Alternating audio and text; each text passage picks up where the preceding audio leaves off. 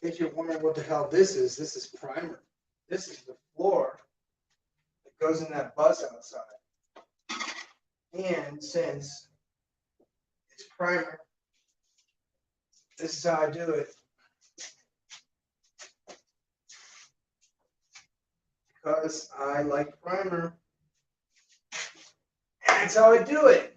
Some people don't like the way I do it. But I do it the way I do it.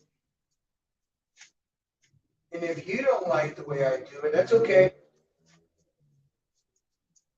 Maybe you do it better than I do. You might. I'm not the best at this shit. I don't even know how to paint. But, unlike a lot of people, if you're not getting after it, you got to pay somebody to do this shit. I don't want to pay anybody. I know how to paint a little bit. I mean, come on. It's a roller. How can you mess that up? These are the floorboards that go in that bus. The bus is a 1966 Ramirez. It is a Chevrolet. It has a V6. I'm not sure what size, but it's the same one that goes in those C10 pickup trucks. But it's a V6. You could put a V8 in it, and you'd have a lot of space. So even though this whole podcast has nothing to do with cars, I want your opinion because I'm putting a lot of work into a vehicle, and I'm not a mechanic, and I don't know how to fix shit, but I know how to dream things up, and I make it happen. So if you can give me a better idea than a V6 in a small bus like that has no weight to it, because there's no furniture, there's no stuffing in the fucking walls, nothing yet. But if I wanted to make it like a tiny home, van-like bullshit, and travel around the country, what if I put like a 4-cylinder in it that had like a turbo? I think a turbo 4-cylinder would be badass. I mean, tell me I'm wrong. A 4-cylinder would be badass. I don't know. How do you guys think? I like the idea of a better fuel economy, but I don't want to use LP gas. I do not want to use fucking gas that might blow the fuck up, because I drive around in a lot of fires and shit, and I can just hear it on the fucking news. Good old lunatic gets blown up riding around in a fire with an LP gas tank in his fucking car or truck or whatever. Brilliant idea. But you know what? A lot of fire departments have LP gas in some of their units, and I'm not talking about like response units or anything. These are just pickup trucks and shit. They use maintenance and stuff, moving things around, transporting, and they use LP gas. I personally don't like how LP gas starts up. I don't like the way LP gas stalls out. It sounds like shit. It smells weird. The danger is always there. I do not have a whole lot of love for LP gas, as you can see. And that's my deal. LP gas, to me, in a vehicle, I mean, it's like fucking putting a diaper on a man. I don't give a fuck. To all the grass-eating lions out there, I'm telling you guys, I want a 4-cylinder that'll fit in this van that has the power and the torque of a 350, 4-bolt main, monster truck riding motherfucker. So it has enough torque to go up and down hills in these towns. I want to have enough torque to drive up and down hills that are like crazy steep in these magic towns and not stall out and all that bullshit. I want a vehicle that is resilient in water, something that's not gonna fucking like drown out on me while I'm in a fucking flood.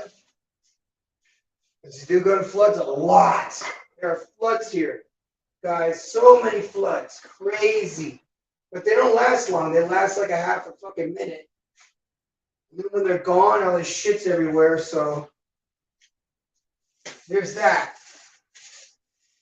So this is my first baseboard to my very first build of a van. No, that's not true, you guys. I had an Ecoline van that I had with the factory. And I built it so that all my guys could have a ride to work.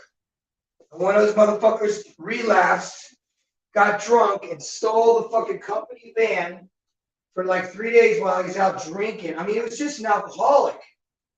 And I'm like, fuck, man. Got you guys off your feet. They stole my van. And that was a while ago, but you know what I mean? Those dudes were so cool. And, you know, it's funny, XL Pros, if you're in a house, that dude was a carpenter that worked in Palm fucking Beach in mansions and shit doing wooden floors for fucking rich people. Rich people left this motherfucker in his house, in their house, to do their antique floors. This guy was a pro. A legit carpenter pro. Pro carpenter all the way. He even had bad hearing because of all the machinery in the workshop all those years. But needless to say, I hope he survived because a lot of alcoholics that drink don't fucking do well at all. Alcoholics that drink don't do fucking well. They could do so much better because alcoholics are talented. See, what you guys think is those drunk uncles you have that are trying to give you their fucking drunk philosophy. There's a lot of fucking wisdom behind a lot of their stupidity. Think they anything. That's a lot of your parents, by the way. A lot of your parents are dumbasses. And you thought they were smart when you were growing up, but you realized the fucking parents are dumb. A lot of your parents are fucking dumb. Raised 1970s backwoods bullshit education. Dumb. So allow me to elaborate another time on that school system horse shit. Because right now I don't really care. What I do care about is this shit. Put these floors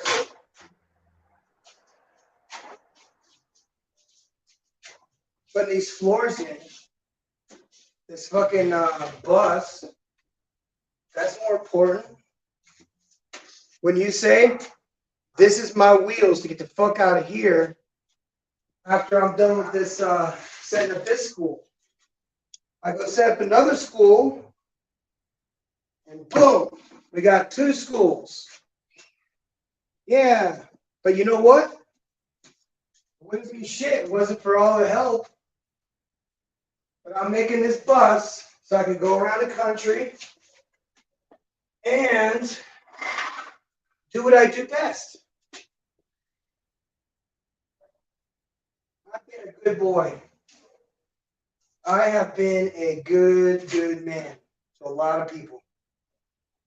And a lot of times, that goodness has not gone, appreciated or repaid. As a matter of fact, the dishonesty in friends has astonished me over the years. Their ability to make promises and, you know what I mean, like literally make promises knowing they're not going to fucking keep them. Because a lot of people here make fucking promises. I mean, they make promises that they do not fucking keep. And that goes all the way across the board. So I don't give a fuck how smart you are, how big you are, how fucking rich you are. How much money you think you can have to keep a woman faithful? How much money you gotta have for a woman to stay faithful to you? Because a lot of times, if you don't have shit, she's not gonna be faithful to you at all. She's gonna find a fucking exit strategy and find another motherfucker to take care of her. And you just get left out. Fuck you because you don't have shit. Well, I got good news. If you got a good woman that will really ride for you in a time of famine. And my friends, when I say famine, I'm referring to Eastern European level of hunger that the Americans are about to fucking experience. I want to be wrong. I want this thing to be a fucking wash. I want everybody to fucking win. I want the war to be fucking over. That's a waste of resources and fucking money and lives. Do you realize the amount of money they make on war and this other horse shit is enough to do so much stuff for the entire fucking world, but instead they would rather bankrupt us. Morally first, mentally, and at the very end, they take over the whole fucking world. Next thing you know, you're eating bugs and living in a fucking housing project because you signed up for this shit, dummies. Told you not to. But hey, let's talk about long-term relationships.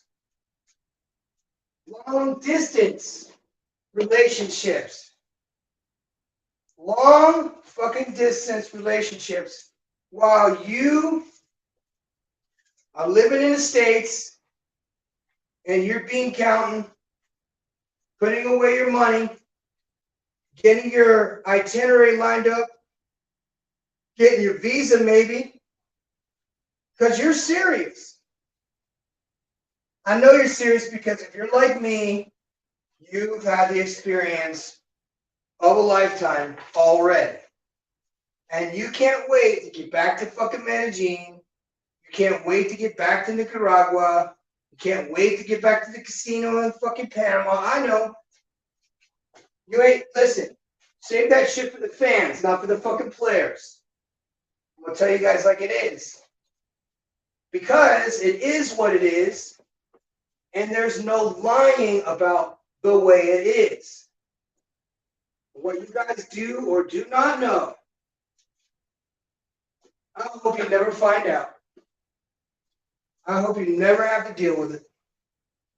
I hope you never have to have a long distance relationship with a girl that ain't so good for you. And you picked her because she's so fine and she blew your fucking mind in bed the first day. And you're so like blown away, you're like thinking like, man, am I married to this bitch? And you probably could. I would want you to. If she is the caliber of person that I'm referring to. Some of you guys are going to pick hoes. And hoes are okay. You can do that. You're not going to reform them. Hoes are going to be exactly what they are. Zebras don't change their stripes. Tigers don't change their stripes. None of these motherfuckers change for you or for anybody else. They are, in their own way, fed, trained, and bred to take a man's money, give it to the family, and keep the cycle moving when you figure shit out and you get a better girlfriend. Because I know some of you guys are just gonna pick hoes.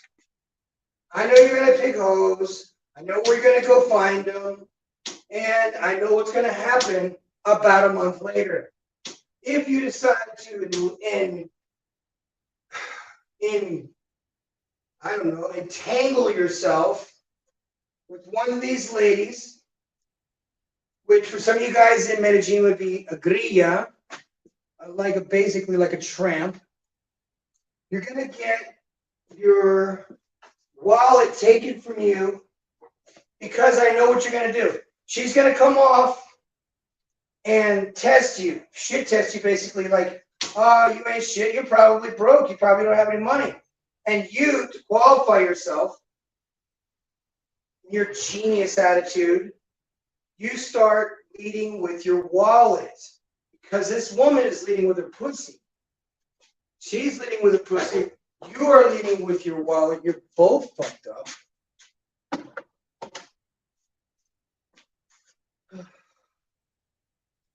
So you're both fucked up. She is leading with her pussy. He is leading with his fucking wallet on top of his stupid head. All right? I hope you guys can hear me. Because this is important shit. So let me do my thing here. Hang on one second. I'm going to let Callie West. You can't turn a hoe into a housewife. That is a fact. So let me do this. I'm going to look on my guest list. Hold on a second. Invite guests. And then I'm going to copy. I got to jump over to YouTube. Because I jump in the chat. There we go. 1, 2, 3. I jump into fucking live chat. 2 motherfuckers watching, okay? There we go. I'm going to pin that.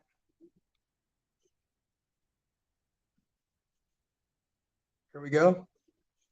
Now I'll jump out of YouTube and back into this thing and turn the volume up. So what's up? I put the link in there for you if you'd like to jump on in. So I'm going to stand by because I'm going to paint and then talk at the same time. So hoes of every shape, size, and different world, regardless of where you decide to go be a passport bro, or maybe you can't get a passport because you got back child support, but you still want to be overseas. So you go be kind of a bootleg passport bro over in the Virgin Islands. In the Virgin Islands, you don't need a passport. That's just like driver's license and fucking buy the plane ticket, which, by the way, you're flying from Fort Lauderdale. I got a deal on it for $150 one way. So let me just sit here and chat with you guys while I'm watching the paint dry. This stuff dries insanely fast. Okay? All right, so what's up? We gonna talk here? This is crazy. I want to see if you saw this. There's my 2 floorboards. And I wet paint.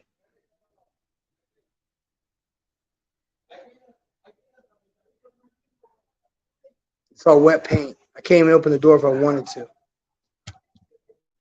All right, so tonight I'm gonna talk to you guys about my experience with a long-term. Okay, hold on a second. Oh man, is my dude here? Is he here? Hang on a second.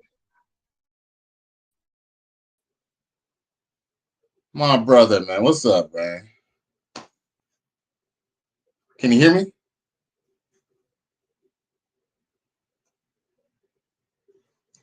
Hey, what's up, bro? Can you hear me?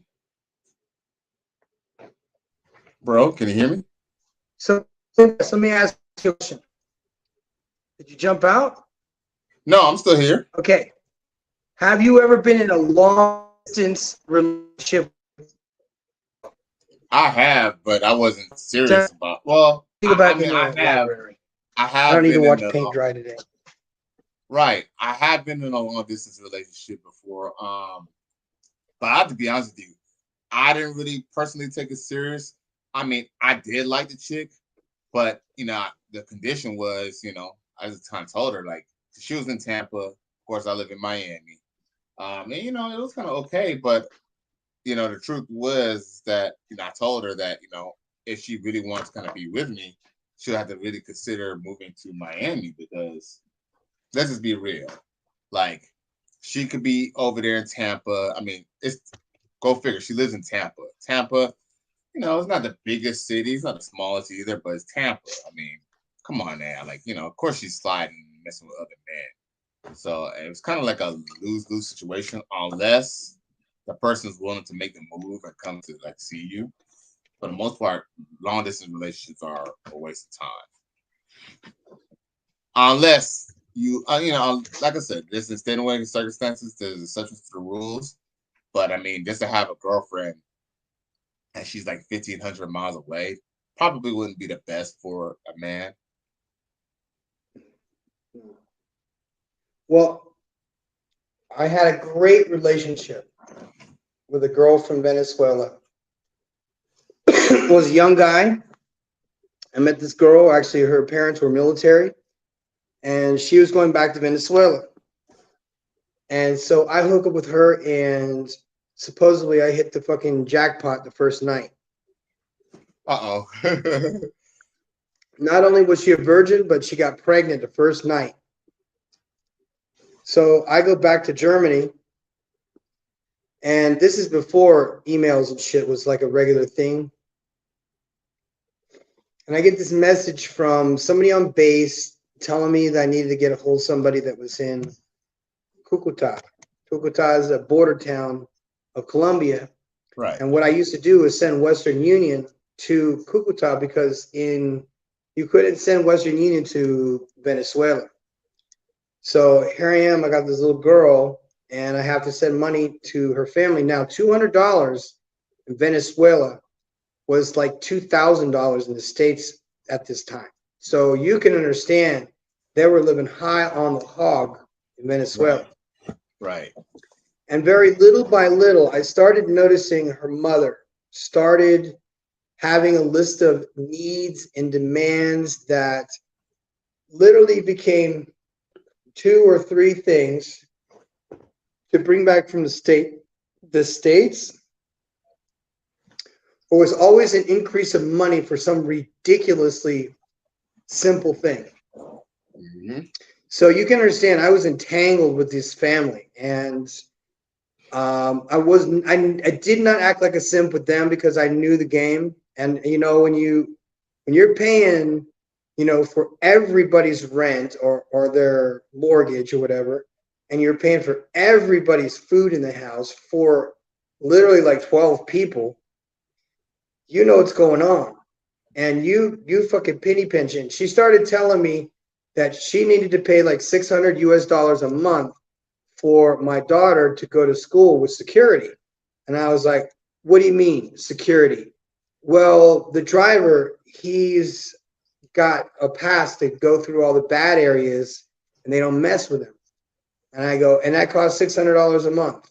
Well, that sounds like fucking some bullshit because I can hire a security team for $600 that's gonna drive my fucking kid from there to there. It's some bullshit. Then her mother suddenly had bad knees and had to get hyaluronic acid injections. Well, I'm here in Mexico, and it just so happens that I was a professor of chemistry for cosmetics and pharmaceuticals. So I knew the ingredients that go into these injections. And I simply went and got the ingredients, put them into some syringes, and then mailed them to her. She's like, there's no packaging. What is this? You know what I mean? Just, you know what I mean? It's like you're damned if you do, damned if you don't. Right, And because basically she wanted the money. She didn't really want the package. Like you could not at all. You could have sent it. You could have sent it in the package, and guess what? They would have still made an excuse like, "Oh, we don't like that brand" or something like that because they wanted the cash. They wanted the money. There was a time you could go to Venezuela and get 2 5-gallon jugs of gasoline for $2.50 a piece, and you could cross the border into Colombia, take those 2 tanks of gas that were basically 5 cents a gallon, and turn around and sell them for $2 a gallon, which would be lower than whatever it would be. And people were just going back and forth all day long. Banditos just filling up the trucks with more gas tanks and shit. And this was the time I was passing through, and things were fine. And the crisis with Chavez was just warming up. The United States had just about fucking had it with him, and they were like not fucking around anymore. They're like, you're gonna give us your oil, you're gonna be part of OPEC, you're gonna do what we tell you, or we're gonna crush your economy and kill your country, which is exactly what they did. And in addition to that, they killed his ass by heart attack. So I know what the fuck they did, and they do it to fucking all. There's such a violent situation. Anyway, I digress. When you're in a long distance relationship with a really hot woman, you're going to have quite a bit of trouble if this woman is not literally disconnected from the internet, who is literally only attentive to her family, as in like maybe somebody who lives in a fucking farm somewhere. But in general, Venezuelan women, Colombian women who aren't wealthy are more than happy to meet somebody from a distance in a chance that they might be a decent person. This is all sizes, shapes, and colors. So if you're a short guy, I mean, short, you could be 5'4", 5'6", and be a little shorty guy, and you'll find a woman that's 4'11", and she'll be the prettiest, nicest thing you have ever met in your life. Now, you might think you see Latino women on like TV and stuff, and they got like a sister attitude. That is an Americanized Latina. That is not what you want. You don't want one that speaks English, that's been in the States, and I've been to this place. You don't go with them at all. Those are fucking users. And Right. they're I mean, I would Koreans too. think. Right. I mean, let's just be real. I mean, you can find that in America. You don't have to go to Mexico or Guatemala or you don't have to go to Colombia or anywhere for that. You can stay home for that. So you want that sweet girl. But here's the great thing about it is that they will stay because here's the thing. If they're really high caliber girl, their parents will invest into her, meaning they'll give her the best brushes, they'll get her hair done regularly. A lot of times Right. fathers will pay for their daughters to get breast implants so they'll meet a rich guy because girls that look good marry rich guys. When you come to any Latin American country, your dollar is about 70 times what theirs is. Right. Because So where they say that. you and I would pay 2,500, 3,000 for a house like this. This is $400. And then the utilities that you would pay in the States, let's say it's a hot summer and you run AC all the time in Florida, maybe your electric bill would be like $250. Well, here, we don't need electricity. We don't need air conditioning. The buildings are all cement. So we have cool breeze that passes through here all day. It gets hot as a motherfucker outside, sure. But it's Right. it's nothing in comparison to needing air conditioning blowing on your ass all day long, like in a fucking office or something. It's actually quite cool here where I am. And when that air comes through, it's like frigid at night. So then you think about, well, what would the electric bill be?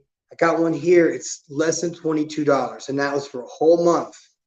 Now Well, there's it's they say the crazy, average. man. But there's other shit that's expensive. For example, today, if you guys know that I'm working on an antique bus, and that Right. bus is a fire truck bus, and we got to put floorboards in it. So I needed just a piece of plywood, and I'm thinking, I won't go to Home Depot; it'd be too expensive. So I go to a mill that's close by that sells milled wood, and they cut it and everything. And I'm like, oh wow, that's awesome. It costs 10 cents extra for him to cut it in half for me because we're riding electric bicycles. We've got like surfboards under our arms with this plywood. But I go to pay the guy and see, I hear him tell me before 280 pesos, which is like 12 to $14. So I'm like, cool, a fucking piece of plywood, cut it in half, man. And I'm out the door. And he cut it in half, and then he says 800 pesos. And I'm like, oh shit. Now it just jumped to $40, went from $12 to $40. And you can go to Home Well, Depot and get it for cheaper than that. it's the price of wood here because there's no trees. There's Oh, no forest. ah, Yeah, it's serious shit. So when you get a piece of wood, man, that shit's like gold around here. all right, right. And so we have ironworks and welding and shit like that. So you're gonna meet these girls that have families that work in those industries, and they kind of like work the cashier, they work in the cage, or they'll work in like the fucking warehouse, but they'll be in some part of place of position. You'll also notice that they're more elegant when they speak Spanish. Like they don't talk a lot of slang talk and stuff like that. So you can still get a top quality girl from a good family, and they will protect her even from you. So you really, a lot of times, you don't have to worry about game. If her family tests you, that means that they know that she likes you, and they Well, want to see that's if the you traditional have courting. control. That's I'm a sorry? traditional form. That's a traditional form of courting. That's basically courting when the family Yeah. is involved in the dating or in the the dating process. That's a good Now, thing. Kali, your volume is really it's really low. It's way, Oh, way is low. it? I don't know if people can You know hear you what? because I think I know why. Hold on. Let's see here. You know what? And I was asking if you could hear me earlier. Hold on. I think I I mean, I know. got corn cobs in my ears right now. So I know what it is. Oh, that's because here's the thing. I don't know if you noticed, but my picture is not that clear because I'm on my computer. Top. Is that better? yeah, way better. Come on, man. Right, right. No, but like I have to be honest with you, man. I just seen you logged on. I just, just wanted to check out your channel because I seen you doing some work on your bus. So, I wanted to kind of just check that out because I'm into cars myself. So, I like stuff like that. Now And I just haven't. I'll tell you what I got. You tell me what you like, and I'm going to tell you what I got because I got two of them out here, and there's only 300 of them in the world. Well, yeah, you told me we got the Chevrolet bus. I forgot what it was, but it's like a rare bus that they don't really. I don't even know if they even have that. Did they even ever have that model in the United States? That No, Chevrolet because model? Did at right? one time in the 1960s, there were certain designers that car companies would put their badge on. And you'll see like Foos and things like that, like Mustang. That's basically what Ramirez is that he sized down a lot of the larger trucks, and instead of like putting smaller, they all had V8s or they had diesel engines, and he was putting a straight six into these little trucks, and for fuel efficiency or whatever the excuse was or whatever, Well, it's reinforcing cheaper, right? reinforcing the brakes, reinforcing the torque in the differential, so it's able to carry massive payloads of like liquids and stuff like that for delivery services. So I picked this truck up last week in the state of Mexico, which is not Mexico City. This is outside. This is the biggest part. And I go out to this ranch, which has fairly 4, 5, 6 junk vehicles. And then this one is there. And we put it on a trailer and rolled it out and brought it back here, $1,000 plus shipping, which was the same guy, was $100 for him to put it on his trailer and drive it for an hour and a half up here and then drop it off right out here in front of the academy. So the very next day, we started doing a tear down, tearing out the floors because all that's wet, soggy mud and floorboard juice and old vinyl from 1994. And so we ripped all that shit out. It's all complete. We took the seats out, sent them up the street to the guy that does vinyl. I said, I don't want any fancy patterns. All I want is black frame and red wine vinyl, like the classic red wine vinyl. Okay. So, and it's not in configuration that's like seats like this, but rather it's a seat like a bar seat, like it goes around the sides and the back. And then I'm going to so I'm going to use it like a camper, but I'm going to also use it to transport kids to all the activities when we're not doing anything. So that gives us a V6 engine, 263 horsepower or something like that. And this tiny ass van. Actually, it looks like a miniature Greyhound bus. If you look at it Yeah, from I've the seen it. distance, it's crazy. It's amazing. I like the Because windows. How like the windows kind of slant on the side. The side that was windows. why Cool. that was one of the biggest selling points for me. Now I'm trying to wrap my head around how to do the windows so that they have that professional seal going around them, like in those regular buses. You hear this outside? That's how they sell food. Big old loudspeaker outside your door. French fries, sweet potatoes. Right, it Everybody is wants about. hamburgers. Good Fridays, like fish everywhere. It's like fish fry. Hey, you didn't invite me to your fish fry on Friday, motherfucker. He's like, I didn't know you were Catholic, bitch. I eat fish every day. Put it here. I'll put it here, man. I'll wreck that shit. But anyway, um, you can go as far as you want. I mean, you can get anything you want in the States, period. I don't care what anybody says. There's a Right. lot of people that are fronting and saying that it's impossible to get a girl in the States. Look, I can go to the States right now and it'll be hard for me, but I know a lot of fucking guys out there just terrified to make any moves. And right Right. now is a good current to go out and actually say boo to a girl and see what she says. Because if she goes, yeah, shut up. You know what I'm saying? Then you move on to the next. So you don't have to get a passport. But if you want to go somewhere where you know that if you can't get laid, you can't hold your fucking dick. I swear to God, you guys, my first week in Puerto Rico, I thought my dick was going to fall off.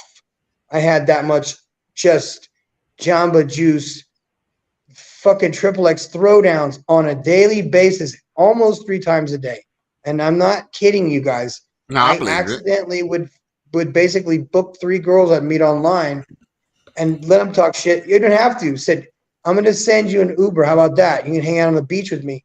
I'll send a second girl a message, the same one. And then, I got a problem because they both accepted. And then throw another one in the third. And that one accepted too. So now I have a really big problem. And I can't say my grandma's sick because I'm not Puerto Rican and I'm only there being a degenerate. So I'd have to space out these dates. And the first one, I'm like, like fucking hurry up. And she was playing around and shit, but she was like laying all sexy on her side. She didn't have any panties on, and she was wearing shorts that you wear to the beach that kind of have like a bikini inside of them or whatever. So Okay. I could see clearly, I could see her hooch like from fucking across the room. So I'm like, no, we're done talking. And I whipped my dick out and she reached for it, like reaching for the fucking microphone. Reach for it. Like, give me some of that cock. Ah! She was a hoe too. That's the thing. You don't know. There are a lot of hoes. I mean, I'm not talking about girls, man. I'm talking about hoes Right. that dress like hoes. That if you could actually tell how big a hoe they were by how big their hoops were in their fucking ears. If Okay. they had the hoop that was a 3-inch hoop or better, that was game fucking over, guys. Man, like old saying goes, bigger the hoop, bigger the hoe. And I ain't gonna lie, man. To be honest with you, even if there were small hoops, I believe only hoes wear hoops. I don't like, I women gotta usually wear admit, like things that hang down. yeah, there's some method to that. Also, there's another one that you want to avoid women who wear their hair on top of their head. From what I've been told, psychology now says that women who wear their hair on top of their head tend to be more controlling and have a loss. They lose their sense of they lose sense of restraint, whatever the fuck that means. It's funny as you So say that because I had a girlfriend in college, and me and her we worked at the bank. We both worked when we were going to school. We worked at Washington Mutual, but it wasn't an actual branch. It was the customer service center, and it was okay. funny because my girlfriend had came to work one day, and she used to have her ponytail on top of her head, like how some girls they have it in the back. Some girls Yes, may have two. Some may even just have one on the side, but she's aware that the thing on top of her head. And you know why I nicknamed her? I nicknamed her Pineapple Head.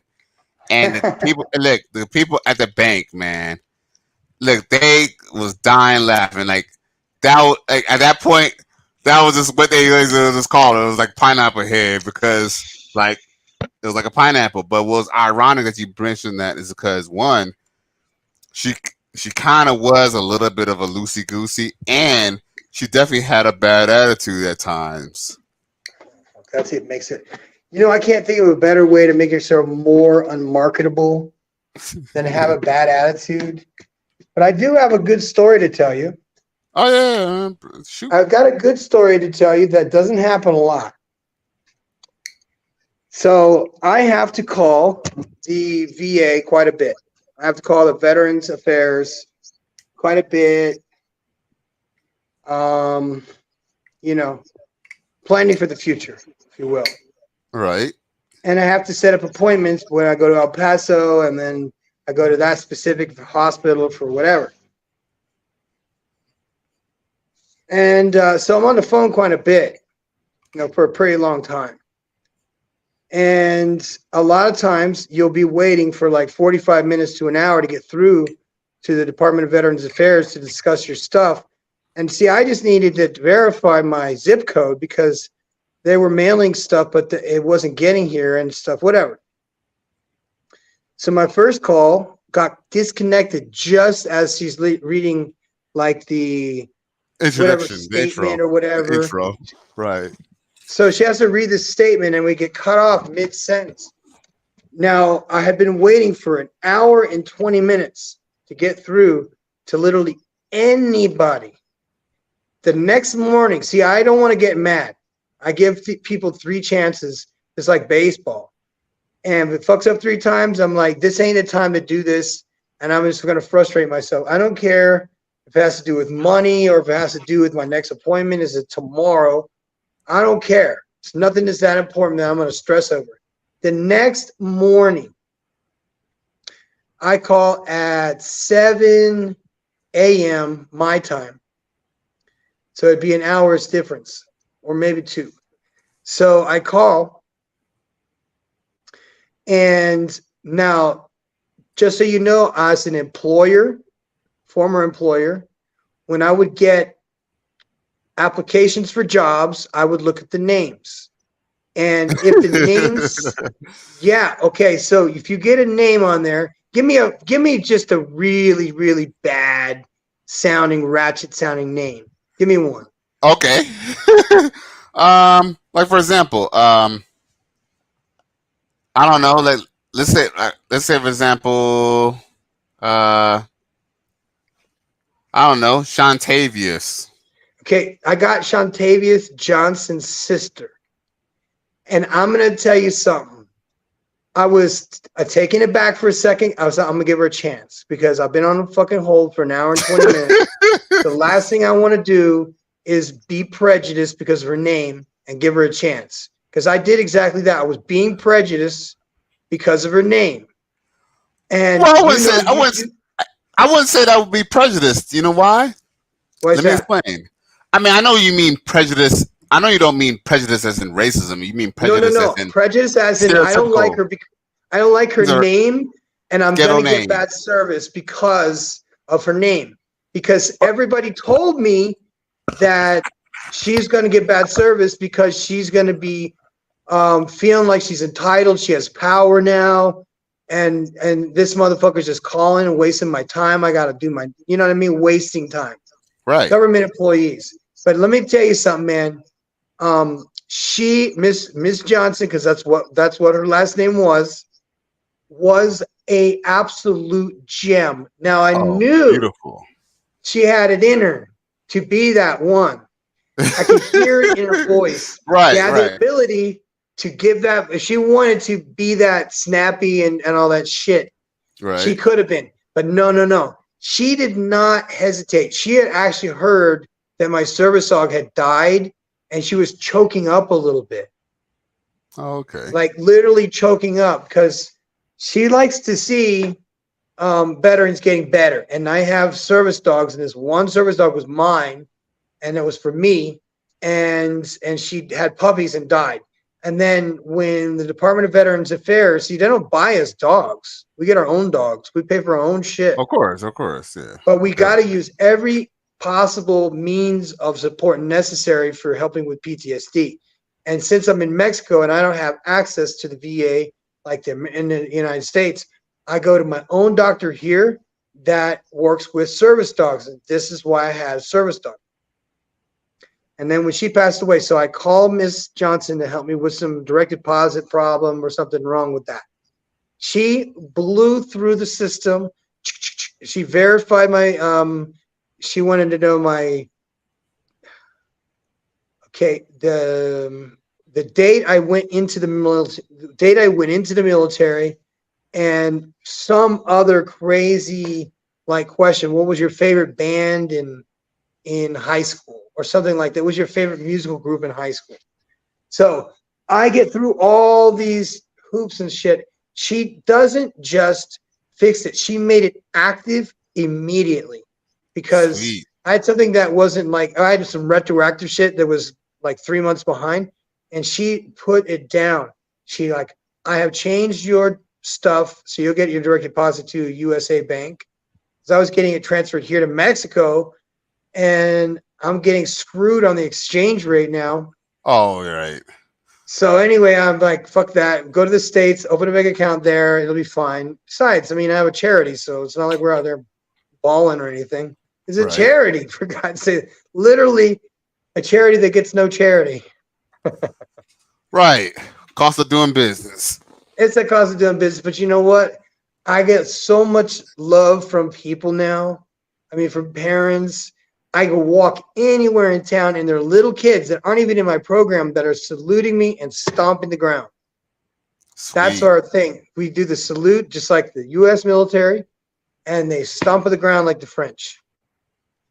So that's our salute for the fire department, the junior fire department anyway. Well, that's good, because you should be, I mean, hey, you're making a positive impact for the community. People are gonna hear about it. People are gonna know.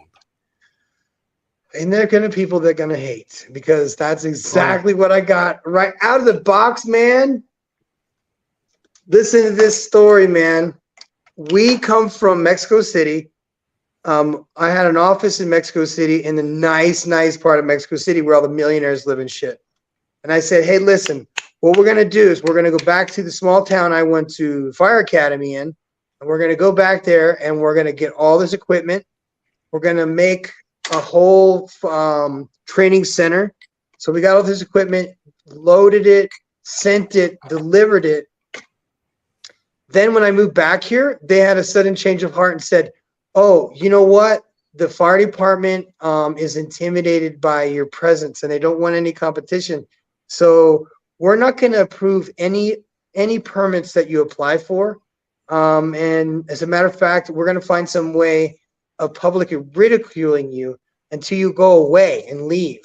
What? I was like, yes, that is how direct they are. So I went, and instead of fucking being a dick and fighting back, I went and bought wrestling tickets. Like AAA is like WWE down here. And I have like 30 kids that are in the band. So it's a marching band for the fire department. So I bring them all to this thing, and their parents, and pay for their tickets were like $15 a piece. Front row, all the wrestlers came there and took pictures with them, and they had a great time. Meanwhile, my car is parked in a handicap spot, and I didn't know. It was like one of those painted on the ground, and then it had been covered in dirt and shit, but it didn't have a post. Right. So I back into this. Now, instead of going up to me and saying, hey, man, that's a handicap parking spot, they put my picture of me and my lady getting out of the car in video and put it on social media and all the like news media. Look at the Firefighters Without Borders. What a terrible example they are. What are they teaching our children? Like literally just got to town. I haven't even put the sign up yet. And I got volunteers come down from the States that are all paramedics. They helped me build the building, go to the laser cut place, design the fucking logo right, put it on the wall, paint everything, and set up the dormitories. And meanwhile, the fucking whole town is like, who are these guys? Maybe they're just piratas, which means like you dress up and play like you're police or some shit. Oh, okay. But they in the fire department, which is my own fire department where I went to the fire academy, said absolutely nothing. All crickets. You know why?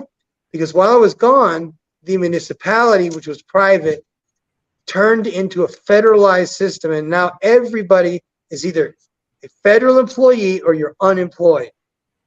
And so I'm here with like Mr. Independent. We don't need no government. Everybody needs to be on, you know what I mean? Like have their own business. And I am just that way. I don't think fire departments need donations, and I don't think they need money from the government. It should be just like the bucket brigades of the old days, except you're always in contact with the main fire department to get guys to come. You identify the GPS location so they get there faster. That was my whole point. Then they push back on that. They're like, you're trying to take our fucking jobs. And I was like thinking that Southport episode where they were like, all the Mexicans came to Southport. The aliens. They took our jobs. Took our jobs. The aliens took our jobs. Yeah. Isn't that ironic too? So that was never a thing. Never was. So you could see I was at all good intentions. There is nobody here training children how to do full contact fighting. Not a single motherfucker here that's not wearing headgear, that's inside with the AC blowing on your ass. No, we're out in the fucking street, like on the concrete, on the asphalt, fucking fighting for real. So you know what I'm saying? And they don't question that. They love it. They eat it the fuck up that their kids are fighting.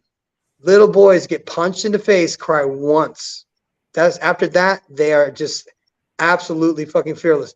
And if you'll look at my photos of that build, we've got the kids in there, and those kids are, you know, straddling those one by one beams and scraping the ceiling, scraping the paint off the ceiling. Right, so I've seen them taking off rivets off the panels and stuff like that too. That is gonna, you know, tomorrow we're gonna be drilling the floor because all we have is like a spider web of probably over-engineered one by one. That's like it's all welded together, which is great. It's so structural. Bad part is that it's old metal, and I would love to cut it out, but you just don't have the donations right now to even buy 6 meters of anything, because that's what you need is 6 meters of this type of steel that's used best for welding, and it is very, very good. Our welder, by the way, his icon on his WhatsApp, his WhatsApp picture is him underwater welding when he was in the Navy. So I'm like, first of all, I thought I was special. I am special. I have 2 service records in the war, and I do have a medal for heroism. And that shit right there, nobody could take that away from me. No one can say you didn't do it because it's all on fucking federal record. Right. And so motherfucker can't come in here and say I'm playing or none of that shit. Show me your D214, which just means I don't believe you, I don't trust you. And so as of late, I talked to young men, guys that are under 28 years old, that are meeting the most beautiful girls in Cali, Colombia. Nothing against you, Cali West, Miami, but when it comes to the Colombian ladies, you gotta admit, the ones from Cali, Colombia, they got the best cha-cha-cha motherfucking salsa moves. And I know you guys got some salsa dancers down there in Miami, but man, you know what? Cali, Colombia is the origin of salsa music. So I had to say, that's one thing that I've been out here for maybe like a little over past, probably been out here for maybe 12 years. And that's one thing that I haven't really delved into too much is the Spanish culture in Florida. I mean, overall, I've dated a few Spanish girls, but I probably have a little bit more Latin experience in California than out here. So I wouldn't even know if they salsa dance better or not out there, to be honest. Bro, you still with me, bro?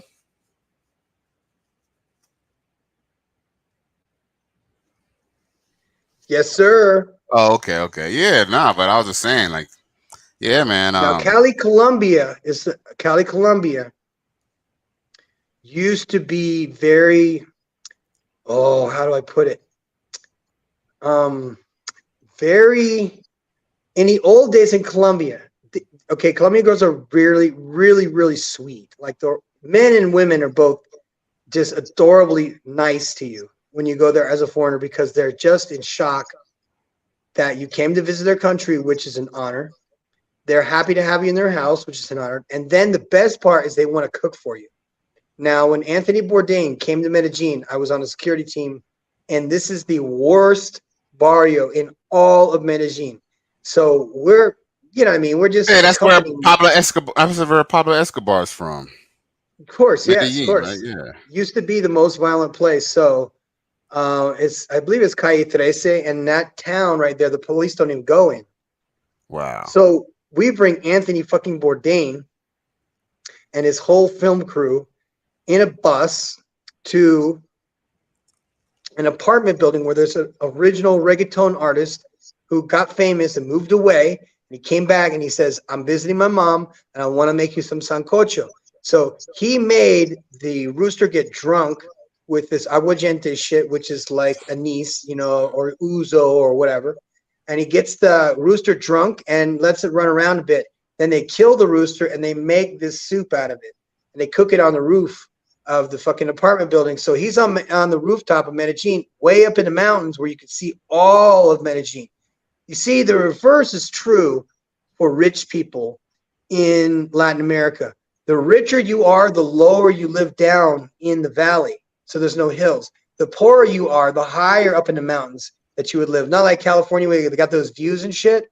Right. Here in Latin America, you could actually buy the whole top of a mountain for the cost of a fucking exterior garage in Los Angeles.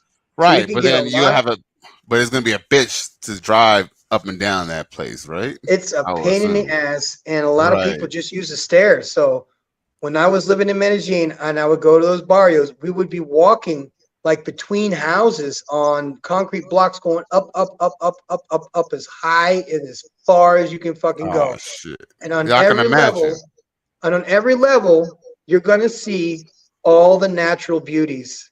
And they are all concentrated in one part of Medellin. It's called Bello. Now, Bello is far as fuck from Medellin, the city. And you got to take the cable car way up there, or you got to take the train. I think it's a cable car and a train. And so we went on a cable car and a train, and we had people donate the money to buy 500 pairs of shoes to give out to these kids because Bello, even though it has the prettiest girls in the fucking world that win like all the pageants and shit, they're from the poorest, shittiest part of fucking Medellin.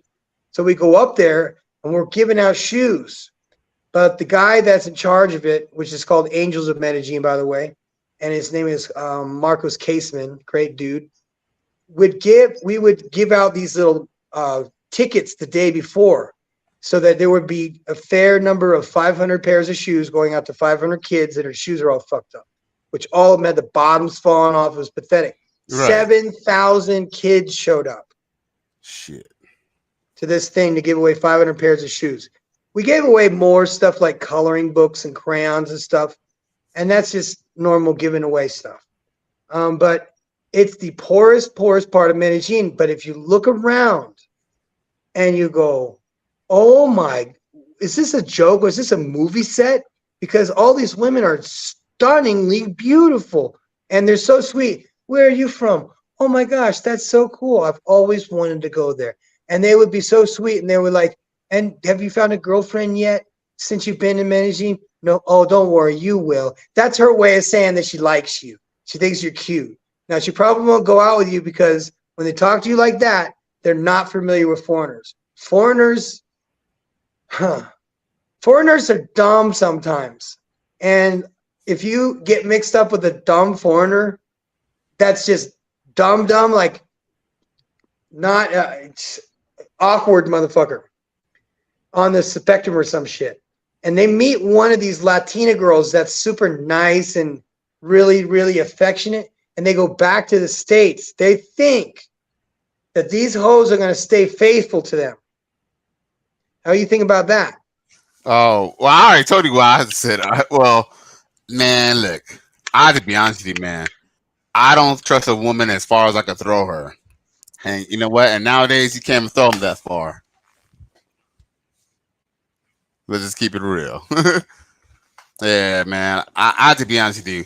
Um, I mean, some people call it trust issues, but I just kind of believe that if someone is left to their own devices, they probably will. So the best way to kind of avoid cheating is to not make it easy for them. And I believe being in a lawless relationship, that's as easy as it gets. You got that right. Left to their own devices, they will use you. They will fuck other guys. They will see a lot of them have a boyfriend that's in the barrio. Hmm. I don't give a fuck if they're 15 or 55. They got that boyfriend in the barrio that they get down with when you're not around. Of And course. when you send her money, like my dumbass used to do, I got a lot of trouble, just so you know, Cali West. I got in a lot of fucking hot water in Colombia when I started doing YouTube videos. But it was the best thing and the worst thing that ever happened to me. Because overnight, I'm like looking at the numbers jumping up and shit. And I got 30,000 views on one fucking video. And I'm like nervous. Okay. I don't know what the fuck is going on. I had one video and it was called Why Old Gringos Marry Latinas. And basically the topic is like this is like if you're as old as her grandfather and she's 20 something years old, she's into it for the money. And these dummies were sending money. I would go into the cyber cafe to go send Western Union. And I would see 1, 2, 3, 4, 5, 6, 7, 8, 9, 10 computers with 10 dime ass model looking girls, titties all popping up and shit, talking to these old gringos in Germany and Canada and the States, getting them to Western Union them money, which by the way, the Western Union is right next door. So I mean, it's just like ping pong balls and fucking go cups selling up the beer. And you would go and you would be standing in line with these girls, man, and they look, I mean, this like done, total titties.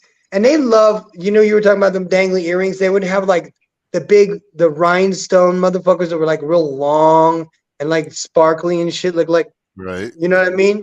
Because they try and dress up for these old guys and try to assume what these guys would really want to see. And so you could see there'd be some big old fat ass girls or something like that occasionally, and they would put on a waist trainer and make their titties stick up. So the higher the titties went up, they got more, they were getting more. See, this is back in the day before super chats and all that bullshit. But fucking A, man, if I was a chick has some big ass titties like that, I would stay on the phone a little longer, you know what I'm saying? But I would stop by and I wouldn't interrupt because I know it's a game and I know it's a business, man. It's a full-time fucking job for them. Right. Because the minute they get off the phone with one guy and they get the hundo, they go to the next guy and they get another one. They could sit there for 4 or 5 hours and talk to 20 different guys. And here is the classic how they get guys to give them money. See, they draw them in. These are gold diggers. These are not normal chicks. These are gold diggers. They get them to commit. And the way they do that is ask them for something that they find valuable. And they take it and they hold it and then they give it back to that person. And now the person that didn't want to give them something to begin with now feels obligated to give that person something. So these girls have found a very Machiavellian way of creating drama to get the men mad. To get them to say something to them that get them mad.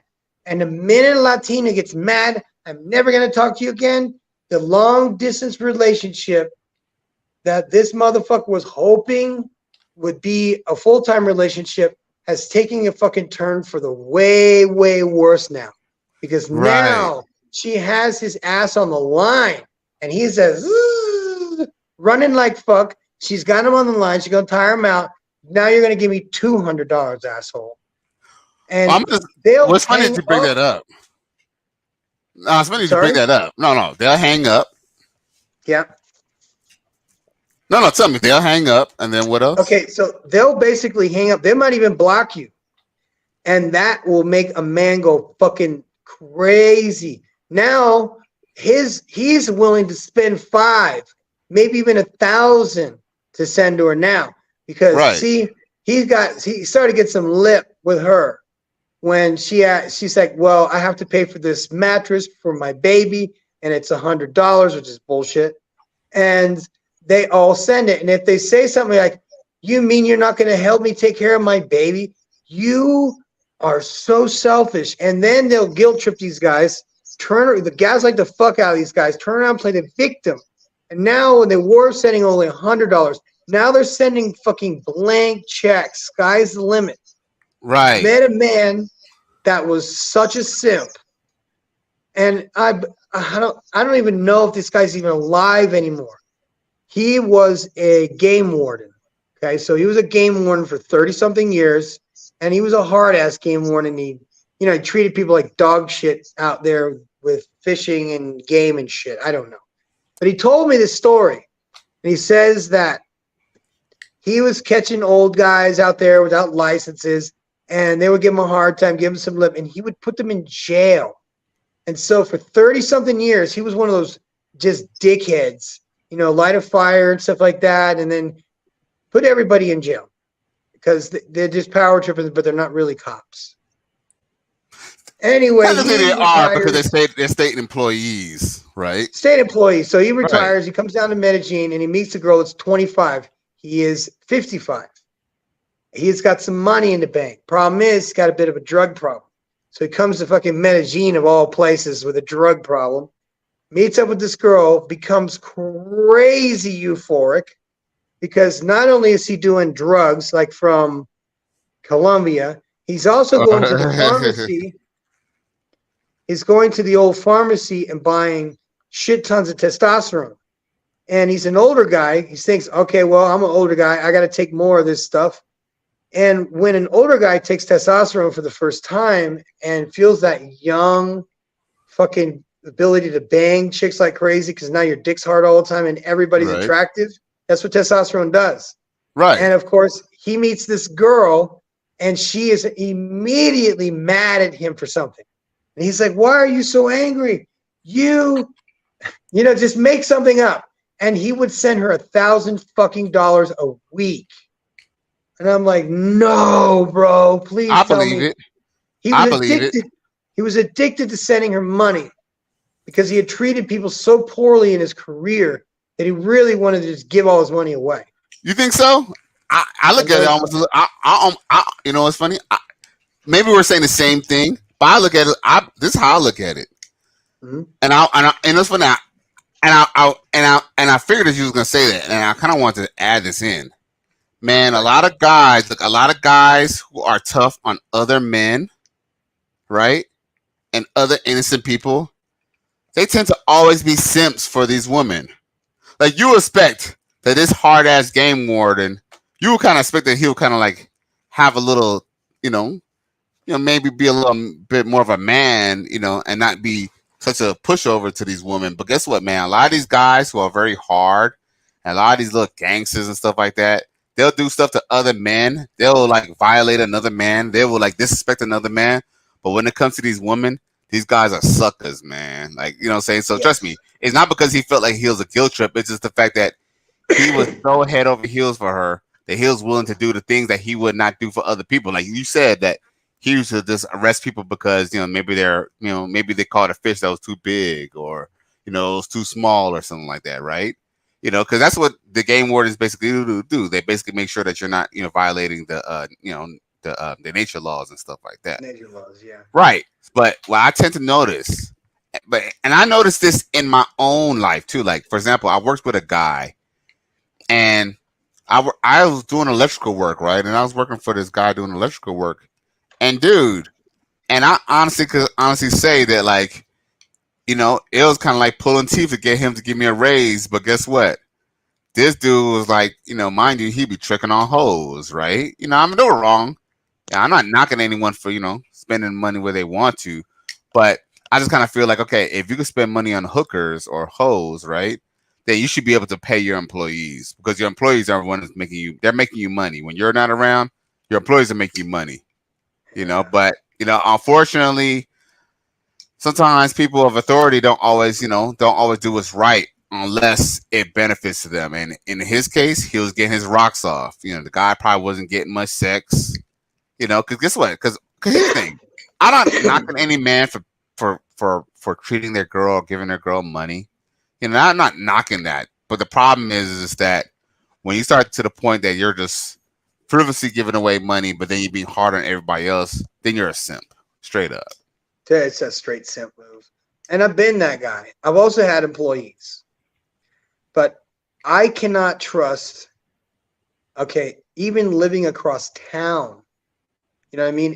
If I'm in a committed relationship and for whatever reason, I mean, cohabitation for some men is necessary. And I'm 50 years old. It's more important for me now to have a partner at my age. And that's because we need to have somebody who's going to keep an eye on us, cook for us.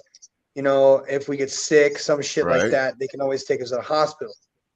That's always the worst case scenario. But when you're young and you could do whatever you want, see, a man can go around and have 80 different women, but a woman who does it is not good. And you can get women that haven't touched a man at all in their entire life, and they could be 25, 28 years old. Where? Here, down in Latin America. Really? They take shit serious? Yes, they take it seriously. The girls back in Puebla where I lived with two girls, and both of them were 19 and 20, and both of them were virgins. They were both going to get married eventually, and that's the norm where they live. And just like us back in the old days, like in high school, when we heard somebody was pregnant, we would have been like, "What? Somebody had sex?" You know what I mean? We'd be shocked. So it's like those days, right? And go figure too. With the location that you're at, they can't just go to Planned Parenthood and just get rid of the kid or stuff like that. So I guess when they play that game, they have to play for keeps. It makes sense. It is for keeps, that's for sure.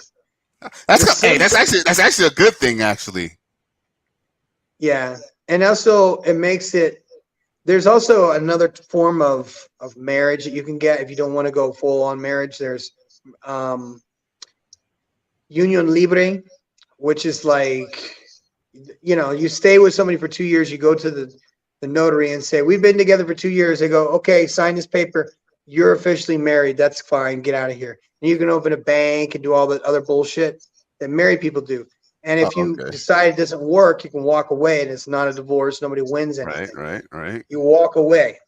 And that is the most common form of marriage down in Latin America, down here.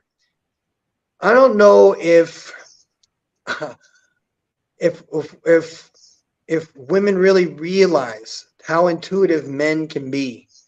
When we're gone for a while, we can only expect the worst. Women, on the other hand, can remain, chaste, chaste, and not go banging everybody in town. That is truly a possibility. It would probably be determined by their socio and economic situation, their status in the world, how active they are on social media, because once they realize, I can get paid for looking pretty and just being myself, you know what I mean? So you have that to compete with. But me, myself, I don't live with my girl. She lives about an hour from me, and I usually stay here for about a week at the fire station, and then we go out of town for like another week. Oh, that's not visit too bad. Fire stations.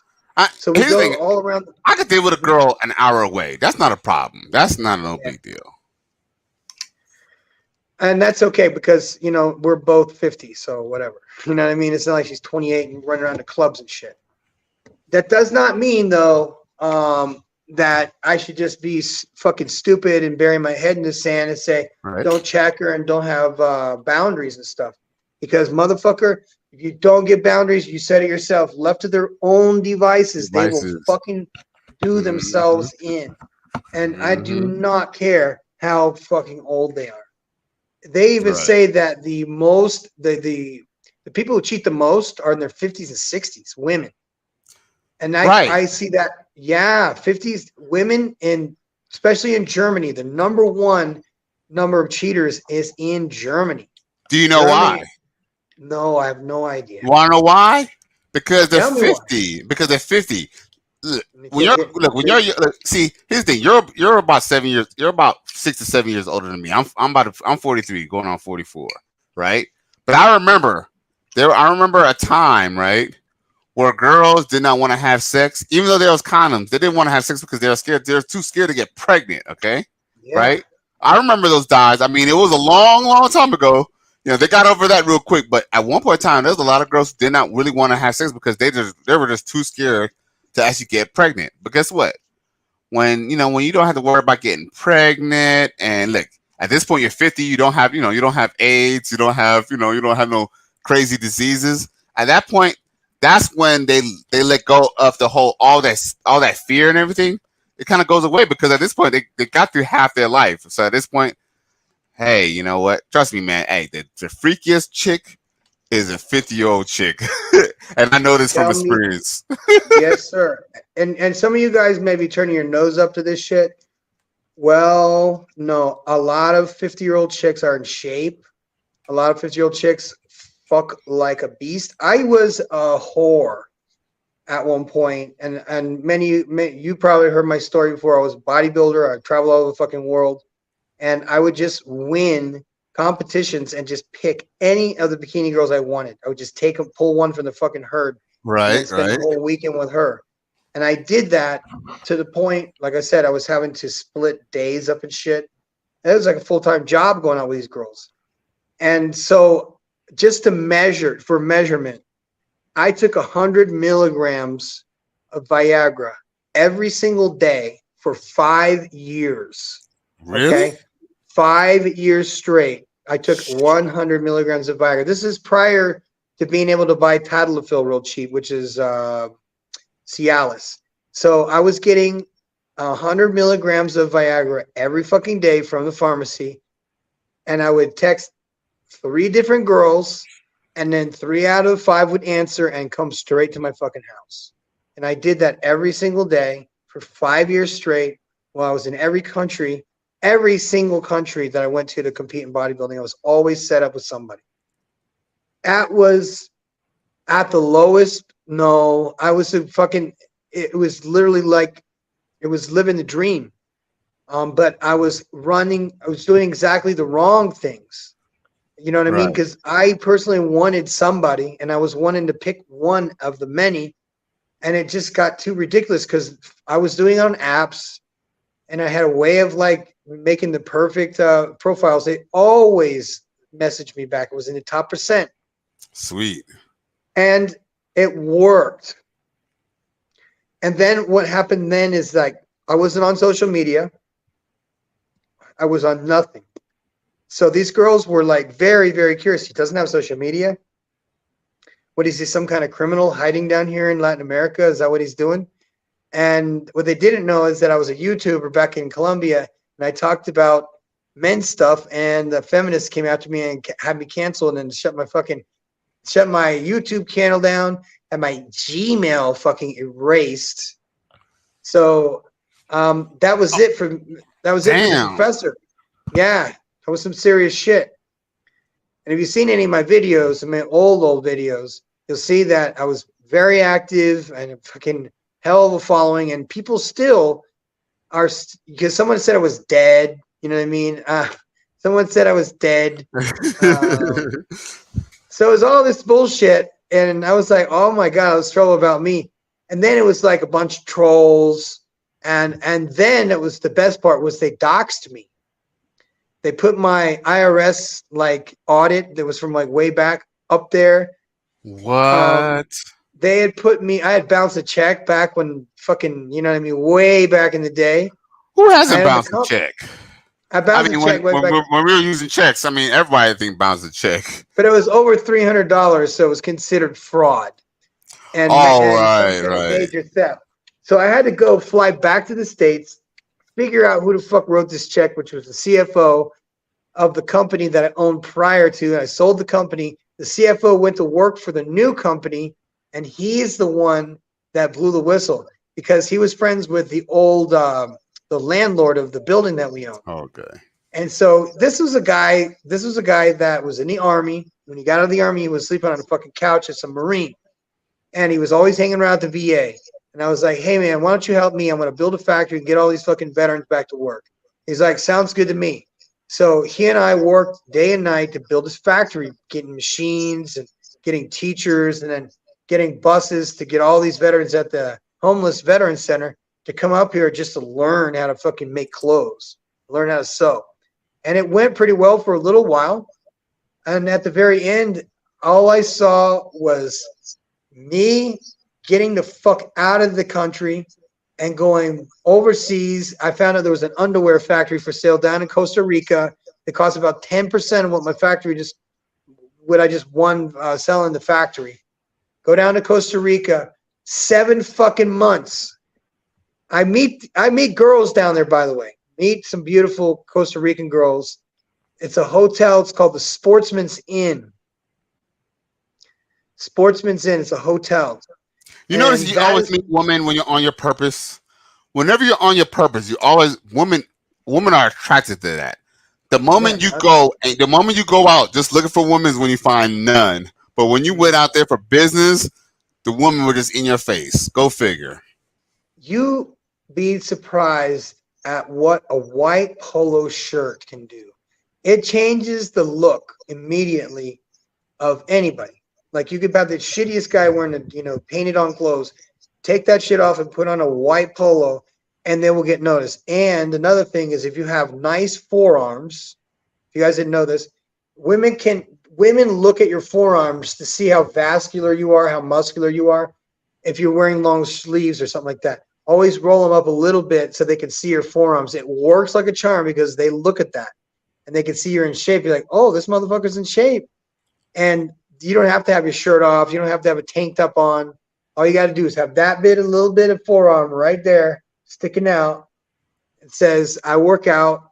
And that makes you more attracted to women because women appreciate men that are at least in shape. They don't want a huge guy that is 120 kilos or 380 pounds. They want a dude that's lean, has a six-pack, has that dick root going on down in his thighs. But in general, they just want wide shoulders, thin waist, and cardio off the charts. That's what women look for. Down here in Latin America, they're not looking for the biggest dudes. That is a specialty dude for certain Latinas. Now, I was a really, really big dude, which means that there's only specialty type of women that go for me. When you're a big dude like that, chicks with fake tits, fake asses, you know what I mean, that wear all the fucking extensions and shit, are attracted to because they assume because you're built like that you also have money like that. Right. It's kind of like the Hulk Hogan, the Hulk Hogan, got the blonde wife type of deal. Yes. With the big knockers, yeah. And those are the kind of girls that you attract. After a while, you kind of hope for a fucking normal chick. You would hope this bitch isn't a hoe. You would hope that this bitch doesn't have fucking kids. You would hope she doesn't have fucking tattoos everywhere. But that's not the same down here in Latin America as far as the tattoos go, because tattoos are a really big part of the culture here and in El Salvador, which in the old days, if you had a tattoo and you were from El Salvador, it means that you were part of the prison population, which isn't true anymore. Now it's like an art revolution in El Salvador for tattoo artists, and Mexico as well has fuck tons of tattoo artists. I don't particularly care for tattoos. It says to me that a person's, in German, and we say asocial, which means that's something that you wouldn't want to hang out with. It'd be like kind of scummy. So I have so far broken every single rule for my own demise. Right, because I have a few tattoos myself. I ain't gonna lie. I at least have 7. The demise the shit I put myself through, knowing the red flags. I even did a podcast this morning talking about one girl specifically. I said I wanted to go back in time. I wanted to go back in time and face and look at every single relationship that I went through and where I fucked up and the causes and conditions of why it ended. Now, when we're talking about long distance relationships, you have already nailed it. You said left to their own devices, they're going to fuck around. Now, I'm going to give it a step further that even though you're in a foreign country, you might be across town, she might still fuck around because most people don't drive. Most people take taxis, take buses. Sometimes they ride electric bicycles and shit. But for the most part, they don't know what's going on. And if your girl goes somewhere, you have no way of knowing where the fuck she went. And I tell guys that when they leave and they go back to the States, if that's the one they're doing that whole back and forth shit, is they should just pretend that that person is part of like a soap opera or a mini series, and it's their mini series. She's just an actress that's off stage right now, off to the side, and you're living your dream and living your life in Las Vegas or Florida or Arizona or whatever. And you're getting your money together, getting your money straight. You're getting your visa and all that stuff. You're getting a new place when you move back, when you finally move, and you got hooked up with your boss so you can work remotely. Great. Now you're just going to get on a plane and go back. Now the scene changes. You have a scene change. The curtain closes. A new set of people comes out, and there's Maria. Maria in her white, beautiful dress with a little bit of boobies popping out, just a little bit, with her white dress and her big poofy shoulders, and she's like, "Oh, Kali, I love you. I miss you so much. I miss you every day. I want to kiss you. I love you." And she'll just fuck your hair up and shit with her fucking real nails. And she's like, "Kiss me," and bites your fucking lip and smacks you in the face and says, "Don't ever leave me so long." And that's the kind of reception that you want. You want her to just maul your face. And that's what you get. Yeah. Hey, I mean, You'll hey, get that. we all know how a woman's supposed to act when they like you. And they genuinely do. And what's cool is when they don't speak any English at all and you speak Spanish, you can always tell when they're lying. It's a real good one. But let me tell you something, man. The women down here are professional fucking liars. They will look at you dead in the face and lie to you. I had my dick in this bitch that I hadn't seen in like 2 weeks. And she went up to fucking visit her uncles or some shit. Come down, her pussy's all fucking blown out and shit. And like, "Mom, bitch, you been getting fucked by somebody." And she's like, "What? What are you talking about? I'm all wet." I was like, "Get the fuck out of my house." It's like, you think you can come back over here and like fucking try that shit on me? Bitch, I ain't fucking stupid. You say that shit for the fans, not for the motherfucking players. Right. Take your fat ass out of here. "No, I swear I didn't do anything." Motherfucking wrong. You can tell. Bitch, what, you been fisting yourself? Turns out this girl was fucking around with another couple. Not just another man, a fucking couple, a guy and a girl that was supposedly her best friend.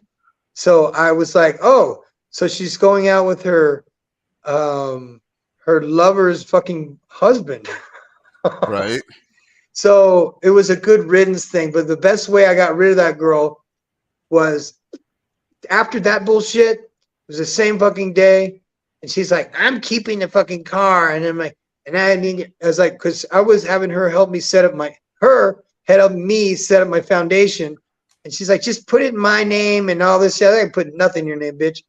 But I put the company car in her name because she needed plates.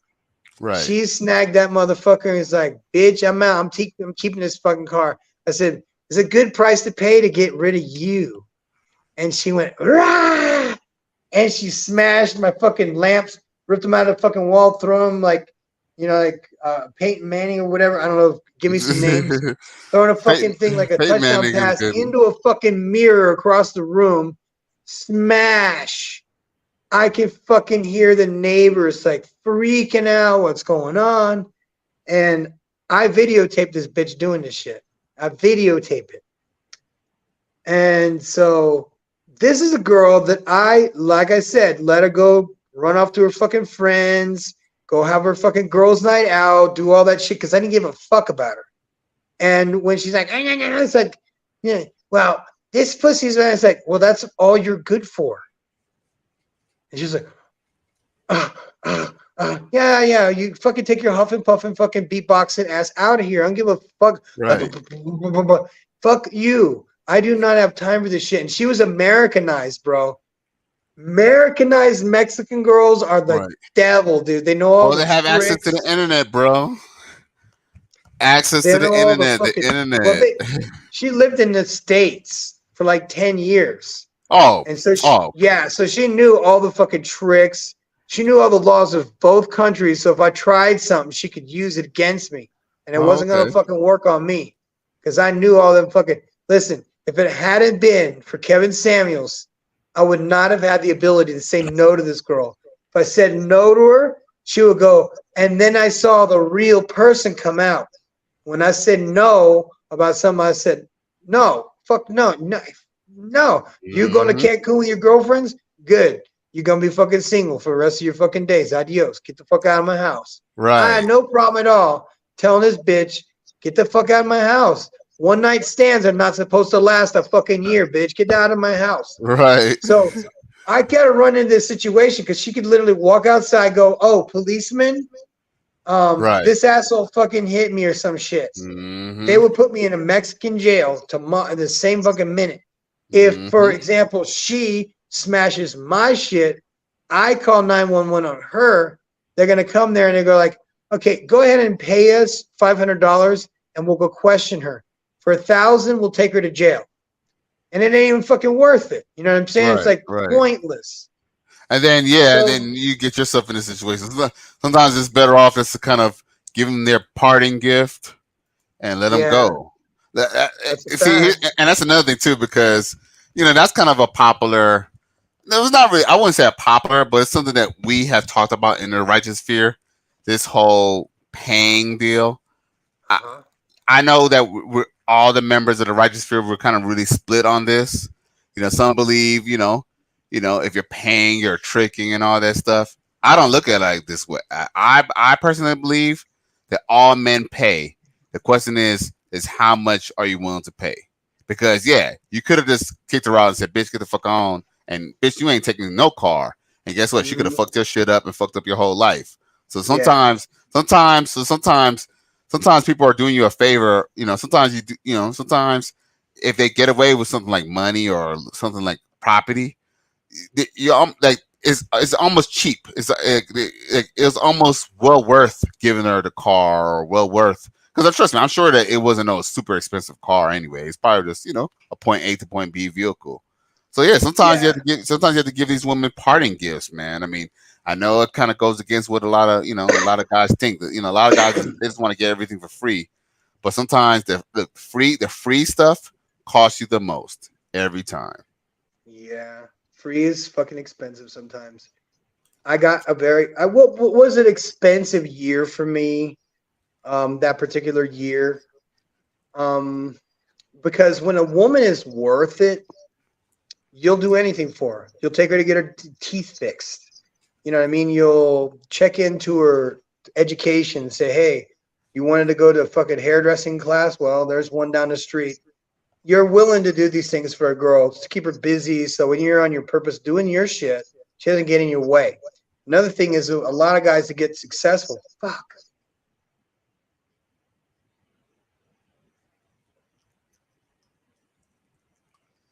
Nah, definitely. When a lot of people get successful, they tend to, want to, not do what they're supposed to do.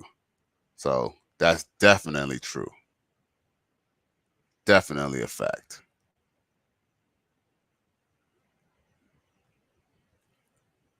And what you tend to see is that people, you know, when they do get a little bit more money, then they're able to, take care of their woman and, you know, not saying that you're necessarily supposed to just do, you're just supposed to just buy your woman anything that she wants. But if she deserves it, why not give her a little something? She earned it. And I totally, definitely agree with, with that motion, definitely.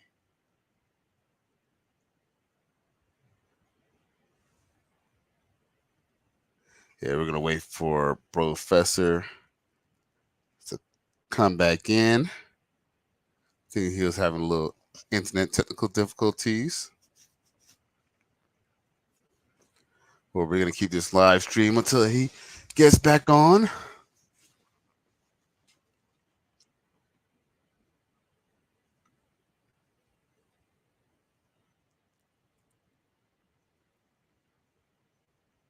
Yeah.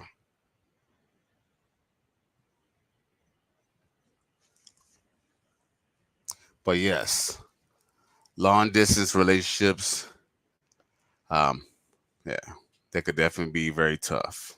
I fell off of my own podcast, man. My If phone you turned like that, my phone turned off at 11:30. Imagine that. oh, if How you about like that? that, What do we got here? Hang on one second, my man. Hang on one second. Okay. All right. That's straight. Good deal. So, all right, man. So, long distance relationships, I think, would be better suited for people that are prepared to get married, maybe that have engagement going on, that is actively working on themselves to become a real wife. I'm not saying go to church to do that, but you could. But if you got good parents, both parents, and there's a good possibility of you being raised to be a wife, would probably be the only safe bet that a girl's not messing around you. Now in Turkey, in the old days, the wedding ring is called a puzzle ring. And what they would do is they would break it up first, and let's say it's like a warrior. He would give his fiance this ring, and when he came back from the mission, if she didn't have the ring assembled and put back together, that means that she wasn't spending her time thinking about him. So when he came back, he would hope that that ring would be put together. Here we go. Here we go. makes sense. That makes sense. And matter of fact, it kind of goes back to what you were saying earlier too. You know, the woman who's going to perform the best, that's going to be the woman who has social, social pressure. Like for example, family values. Like for example, if her parents are married and her parents are religious, she gets married to you. For her to not, she would be less inclined to divorce you if she comes from a background where her parents are married. You'd be surprised at how few people get divorced, and then you'd be surprised at how many single mothers there are in certain places. And a lot of it is economic. Here in Mexico, we have some rich Mexicans that are not affiliated in any way with drugs or its cartel. They are just fucking fabulously wealthy. This is the 16th or 14th richest country in the world. And what everybody sees is like the border towns and the shitty parts of places that are all dusty and disgusting. They don't see any of the nice stuff like where I am or, in Mexico City. Right. So when they, Because you know what? If I'm not mistaken, Mexico City has like all those designer stores like, like Louis Vuitton, Polo, Tommy Hilfiger, all those big companies are in Mexico City. I remember seeing that. I remember my high school teachers. Mind you, I was in high school, 98? I remember like in 96, 97, our teacher showed us a video of like Mexico City. And yeah, those people were like, I mean, that was a side of Mexico that we never seen. Because I have to be honest with you, I only been to TJ. Yeah, I've been to Tijuana like a few times, and it was nothing like TJ. I'll tell you that. TJ looks like El Paso. It's like Disney on the outside. So what's up? Okay, so QB Passport Flexen says Rancho Santa Fe. Man, I had my teeth done in Santa Fe. I banged the dentist. He was fine as fuck, dude. She found me on one of these dating apps. She was from Santa Fe. Big money. I think her family was from Guadalajara. She spoke perfect English. Big old titties, big old ass. She did my teeth. She's like, yeah, just go ahead, sit there. And she's cleaning my teeth. I'm like, cool. I'm gonna get me a girlfriend that's a fucking dentist. He's gonna clean my teeth all the time. Fuck no. That bitch is like, okay, that'll be $2,400. which is like $120. I'm like, bitch, I thought it was just gonna be free. Oh, yeah. Hey, you know, No, it's I funny you didn't. say that. It's funny you say that, Professor. Hey, beat this. Hey, $120. That's a good deal. Because think about it. You can get your teeth cleaned for $100 in the States. Even if you did it under the table. So hey, you know what's so funny? You mentioned that too because hey, there be guys who meet a girl at the club and take her home for the night and think he's gonna get some, and that girl will turn around and ask him for $500. So that's a Easily. win-win. At least you got the sex up front. Hey, that's business. You know, she was willing to fix your, clean your teeth for $100. She was a good girl. She was literally probably the wealthiest woman in Mexico I've ever gone out with by far. Her parents were fucking loaded. Now, where QB Passport Flexing is talking about is a part of town in Mexico City that's all walled in, basically. You can't see the houses from the street. All you see is streets and these big old gates. And so I'm feeling a little like, I'm coming there on the bus and shit, taking an Uber from the bus station to her house. And I'm like intimidated a little bit by this fucking neighborhood. I'm like, this is some this is a baller ass neighborhood.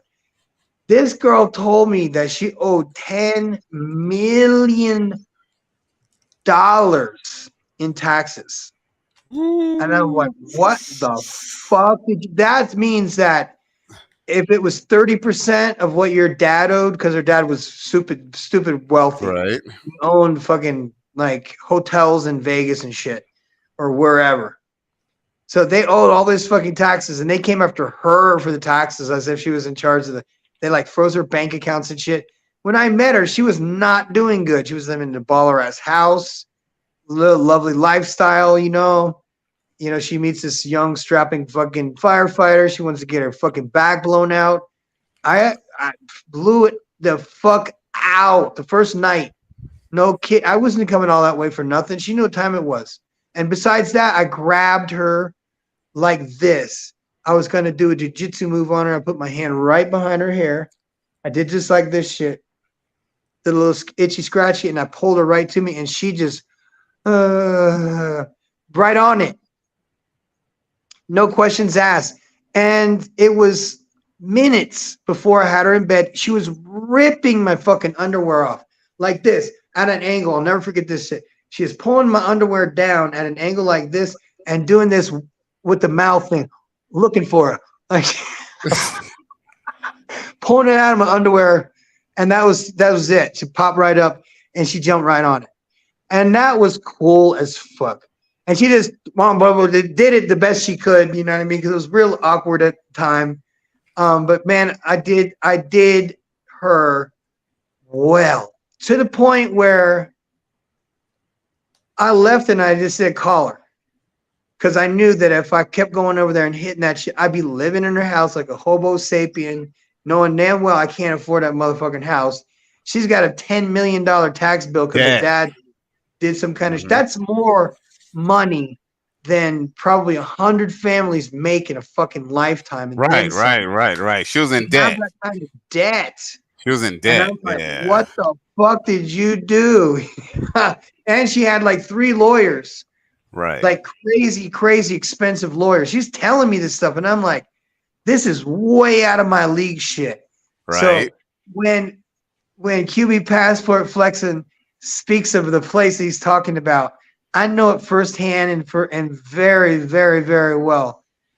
You could be an ice cream man there and do well, man. I'm not even kidding. You know what I mean? Because the wealthier you are, the better in shape you are because you have better access to food. Normally, people have cooks in their own house that, wash and clean and mop your floors and stuff, and also cook breakfast, lunch, and dinner. And that's their job. That is a baller ass place to rent a 1-bedroom little bitty apartment in that town where he is about 14,000 pesos or about $700 to $800. It's not bad. You get a brand new house. You don't have to pay for nothing. You might have to have a cosigner, which sucks, which is a lawyer. You got to pay like half of the first month's rent to. So he'll sign off on it for you. And that's how you get an apartment. Or you can just stay in Airbnbs and make a deal with the fucking owner. That's what I did. Right. Yeah, because Mexico's a little tough when it comes to renting and owning to foreigners. Matter of fact, It from is, what I man. heard, foreigners can't even they technically don't even own it. What they could have is like an exclusive contract for like 99 to 100 years or something like that. Yeah, But lease. A 100-year yeah, lease. but it's technically not even owned. Now, the property that I own was given to me. It was a good story, by the way. I had gone out and I'd been paying on a piece of property that this fucking guy had sold to several other people. So now I'm in a situation where I've got like 35 grand paid into this land that I'm using for a training center for firefighters because it's in the forest. And I find out it's a fraud. I lose my fucking money. The police aren't going to do anything. The owners of this real estate agency disappeared with everybody's money. So I'm out there and I meet this family that's maybe like 2 or 3 like hills over because we didn't actually have streets or street names. And the husband saw me while I was walking my dogs to the vet because they were giving away free vaccines. So we're walking together and he's like, hey, man, I see you a lot. I live over there. If you want, we have tacos at 4:00. And I was like, I'd be happy to have some tacos with you guys. We sit down. I tell him the story about the land and the fraud and all that shit. And they were like, these people are dangerous. If you sue them, they'll kill you or put you down into a well or something. Ooh. So if you don't want to cause problems in this whole fucking area here and they'll kidnap our kids and all this shit, just let it go. And I'm like, let it go. Fuck, I don't want to let it go. The lady that I was talking to owns 55 hectares, which is 55 football fields of land. She gave me 6 of those. No charge, sweet. no cost. And at any point I ever wanted to go back and visit, her house is always open to me. Now I'm connected to them because now I have property with them and their own ranch. So Sweet. I'm gone. I haven't been there for months. Taking care of the place and, growing their own food and shit and, taking care of business. That land belongs to me. There's another piece of land that we're looking at that's closer to Guatemala, and it's on a peninsula. And it's a little bitty peninsula that only has enough room for maybe 6 houses across and then 100 houses down. But these aren't normal houses. They're like pole houses that are built on stilts. You can have like a bungalow that has your hammocks and stuff like that in it if you want to sleep in hammocks. Because the weather is great all year round, and it's in the beach. It's not an island, but it's a peninsula. Now that land right there, just the lot alone, is about $5 grand, and you could build any kind of house you want on a piece of land like that for $5 grand, and that's considered kind of expensive. But if that's something that you can do, and you'll have a place to go anytime you need to go there, it'd be just like having a timeshare, and nobody's Right. gonna fuck with you because on a peninsula, there's security coming in and there's security going out. The only people that could rob you, I mean, literally, if you live in a bungalow and it just has hammocks and shit, there's nothing to steal. Plus, it's safe there, but it's beautiful. And it's right there close to Antigua, Guatemala. Man, Again, that's sweet, man. it's good, man. It's a good place. They have like the most beautiful lakes in the world, and they're on the tops of like the old dead volcanoes and stuff, but there's like blue water and stuff. It's amazing. People go diving down there and shit, find all kinds of gold stuff, and people throwing fucking gold in these volcanoes and stuff. Like Oh, ancient wow. fucking gold. Oh, because in the old days, people didn't care about gold. They saw gold as nothing but material to make Right. jewelry. Well, yeah, it's when the Europeans finally came and kind of made a big deal about it. They're like, this is good shit. Tell you what, we'll trade you a bunch of bullshit for all your gold. And they're like, okay. Nah, but it's true. But it's true. It's true. They don't, Man, bro, man, I must say, man, Man, you know I always love chopping it up with you, man. You know when I get on your show, me and you, we could talk all night, man. But We yo, do, man. man, yo, I have this I have a G35, man, and dude, it has been giving me like I put the car together, okay, but dude, the one thing that's giving me trouble is that the clutch is hydraulic, right? And Oh, dude, I guess because it's like an air pocket or something like that. It may be in the slave cylinder or in the master cylinder. But dude, the car won't not get into gear for the life of me. The only way to get into gear is if I start the car in gear. Okay, so it's basically like that's the only way the car drives. Is I have to put the car in gear first, and then I could like basically like when it's in motion, then I can switch gears. So basically, I can't shift. So basically, I was working on this shit today. I fucking cut myself. It's funny. I didn't even know how I cut myself. But somehow I cut myself. But I've been working on it. I've been messing with this same problem for about a month now, right?